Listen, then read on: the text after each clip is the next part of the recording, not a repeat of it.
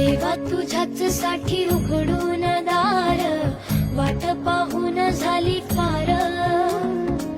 चिंता हरून देवा थकला असणार, दे माझ्या खांद्यावर भार.